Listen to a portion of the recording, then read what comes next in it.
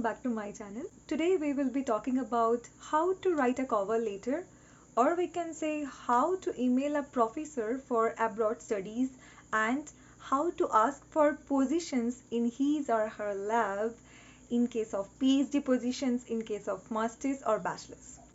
Let's start it.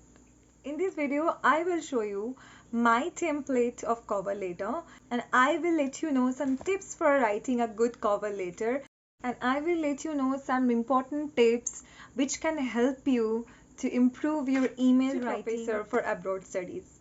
The important thing you should remember while you are writing a cover letter or you are emailing to a professor. The first thing is subject. So subject is you have to mention very short and very proper, because when they are going to receive the email, they cannot see if it's a long subject. So you have to make it short but to the point, like application for PhD position in your lab, or you can mention the lab name, or application for master's position in your lab. This you have to be very short and to the point, not like a very long title or subject for a particular email while you are going to send to a professor. Second is front cover letter.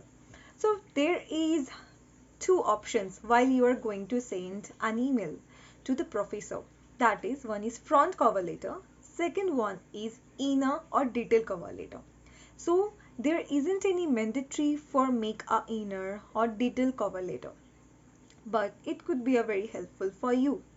So in case, what is the front cover letter? Let's talk that first. Front cover letter is a email body which you are going to write in your email section, compose it, and you are going to send it to the professor. That's known as the front cover letter. And the inner cover letter we talked about, that is a PDF file that includes the detail of your interest about the position in the lab, includes your achievements, your experience, your background little bit. While you are sending an email, there should be some PDF files included with that email.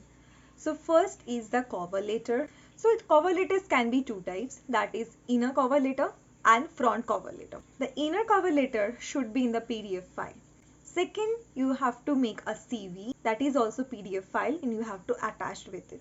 Third PDF file you have to attach, that is your transcript or mark sheet. So how to write the front cover? First let me know. If you are going to send only one letter, not the inner cover letter, that you can do too. When I first started sending the email, I did the same. Only one cover letter, that means only the email box, email I wrote and send it to professor. And that also considerable because I got the chance for interview. So you can do that too. So in that case, what you have to do, you have to mention, like you have to start professor with a greetings, or you can say dear professor, or you can say hello professor. So you should be respectful in these cases. In my opinion, dear professor, this kind of word will be better. Second, you should start with these sentences: greetings of the day, or hope you are doing well. Like this kind of sentences you can use it, and so many more like this kind of examples. After that, you should introduce yourself in a brief way. You should say your name, you should say what your current position right now, to say those things. And after that, you have to say you are interested in his lab. After that paragraph, you have to change the paragraph and you have to say something about your background and little bit about your experiences. And in that case, if you are going to send only one cover letter, it must be a little bit elaborative than the front and inner cover letter we had talked about earlier. You are going to state about your experience, your background in that particular email. So you have to write those things in a detail. Here in this email template, you can see I introduce about myself, about my current position and current experiences, and then I try to convince him why I am important for your lab, why you should take me in your lab, what qualities I have. what experience I have, what exposure I got from the previous learning processes in my academic studies. You have to state those things. In the last paragraph, you have to mention that why you were so much interested in his lab. That you can mention about his paper, you can mention about that you came across the website or you came across their portal or came across their papers and you read about them, you read about their laboratory work or the current research, their ongoing research, and you are so much interested to be a part of it. So this kind of sentences you have to say. So basically you have to convince him via this particular email, and you have to ask him about the interviewing process further. And in case you are going to send front cover letter and inner cover letter, these two type of cover letter, then you have to write in the front cover letter is like a short way, like you have to introduce yourself, and then you have to mention about your current position or what you are doing right now, because they will be interested what you are doing right now is you are working or you are doing some laboratory work, paperwork. It will enhance your positive image. Second, you have to write little bit about your background, and then you have to ask him for PhD position. You have to say your interest, and you have to say a little bit about the lab, why you search that lab and how you search that lab, and you're so much interested. And you have to mention like this later that you already included a more detailed information in your inner cover letter, and there will be attachment like transcript and CV as well. You have to mention in this front cover letter. Let's come to inner cover letter. So inner cover letter basically the detail of the cover letter.